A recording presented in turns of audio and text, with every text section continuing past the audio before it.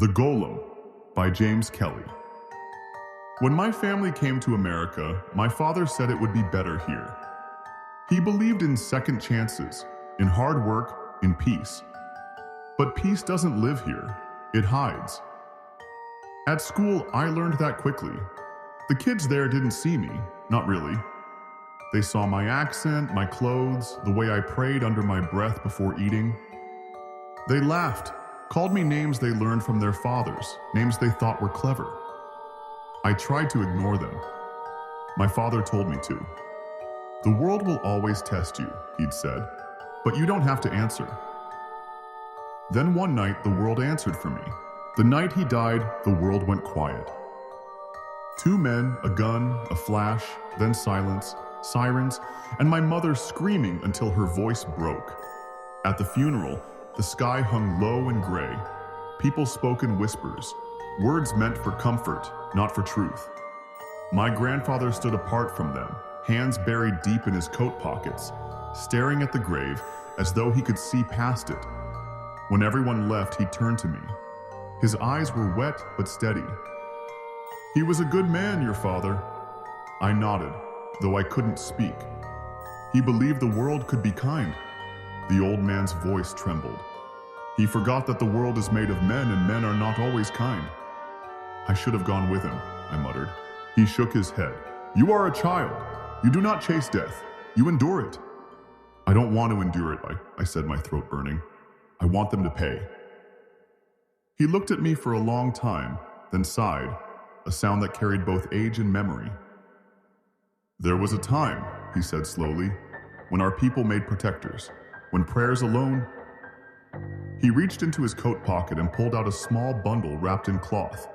He unwrapped it to reveal a crude clay figure, uneven and hand-shaped. "What is it?" I asked. "A golem," he said. "A protector." He turned it in his hands. "We made them from earth as God made us. They obey the name, the Hashem. But listen carefully, my boy. God has many names. Each reveals a different face of his power, mercy, justice, wrath. The name you choose is the spirit that will answer." He placed the figure in my hands.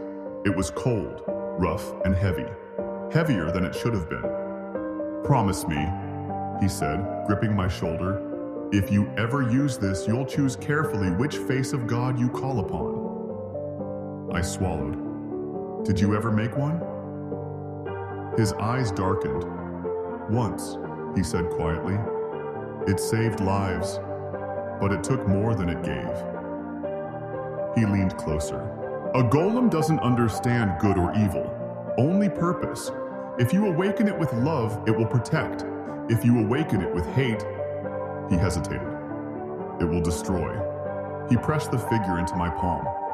"You are my blood. You carry my prayers. Don't make my mistakes." That night I sat alone in my room. The house was full of my mother's sobs. I stared at the golem under the lamplight, my grandfather's warning still echoing in my head. But all I could feel was the hollow space my father had left behind. "I hate them," I said. "I hate this place. I hate the world that took him." My tears fell onto the golem's face, darkening the clay. "I want them to pay." I remembered my grandfather's words. Only Hashem can awaken it. But mercy and justice felt empty. Then I remembered another name. One whispered in the margins of the Torah, a name that carried the sting of divine punishment. In the Holy Torah, it was Hasamael who struck down the firstborn of Egypt. It was this aspect of God that I needed. The destroyer, the venom of God. My hands shook as I took a pencil and carved the letters across its forehead. When I finished, the air changed. It grew heavy, humming, like the world was holding its breath. I leaned closer. "Avenge him," I whispered. For a heartbeat, nothing. Then, faintly, the clay shivered. Its eyes flickered once, like a spark inside stone. I fell asleep watching it. And sometime after midnight, something heavy moved in the dark. Morning came with sirens again. 2 men found dead. Their throats opened cleanly, their hearts pierced with precision. Police called it brutal but surgical. When they learned who the victims were, the same men who'd murdered my father, they stopped caring. Street justice, one detective said. They came to our house later, returned my father's belongings, his watch, his wallet, and a kitchen knife, my mother's knife. I listened from the hallway, heart pounding, and when they left, I ran to my room. The golem stood on my dresser, still and silent, but there on its arm, tiny specks of blood. I couldn't breathe. It worked. It really worked. For a few days, I felt safe, protected, but peace never stays. The bullies found me again after school. They always did. I tried to walk away, but they circled me, laughing, kicking, spitting. By the time they were done, I could barely see through the blood. That night, I sat across from the golem, my face swollen, my heart full of hate. "Can you fix this?" I whispered. No answer, but the air turned electric, humming with static, as if something unseen had leaned in to listen. I went to bed, and sometime after midnight, the house shifted. Floorboards groaned. A door creaked. When I woke the next morning, the news was everywhere. The bullies, their parents, their siblings, all dead. The killer had used a knife, our knife. I felt sick. I ran home, burst into my room. The golem stood where I'd left it, its clay hands stained dark red. I grabbed a cloth and wiped the word Samael from its forehead. "Enough," I said, voice shaking. The golem went still. The air lightened. I thought it was over. But then came the whispering. Soft at first, then layered, like a dozen voices murmuring prayers in Hebrew. I backed away. The whispers rose to a chant, growing louder until a spark. A small flame bloomed on the golem's head, tracing fire across the letters I'd erased, burning Hassamiel back into its flesh. Then silence. I never saw it leave. I was asleep, but I dreamed. And in the dream, I saw the golem walking through the night, knife in hand, moving toward the hospital where one of the bullies still clung to life.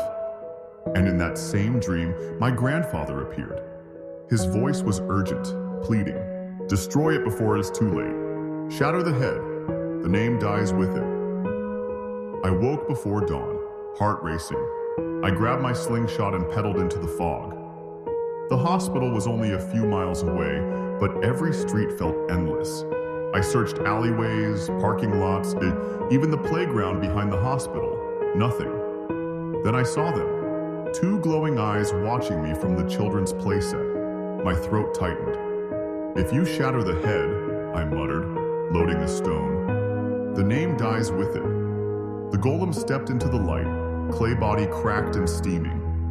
Its voice echoed like wind in a tomb. "You begged for protection. You asked for vengeance. I gave you both." "I didn't ask for this," I shouted. "You did," it hissed and raised the knife. I fired. Missed. The golem lunged. The blade slashed my calf, and I hit the ground screaming. Pain blurred my vision. It circled me slowly, savoring the fear it was born from. Then I saw it.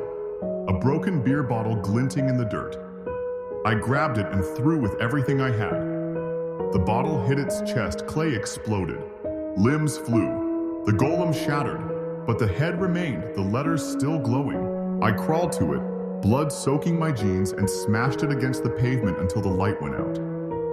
When it was done, I gathered the pieces, wrapped them in a towel, and carried them home.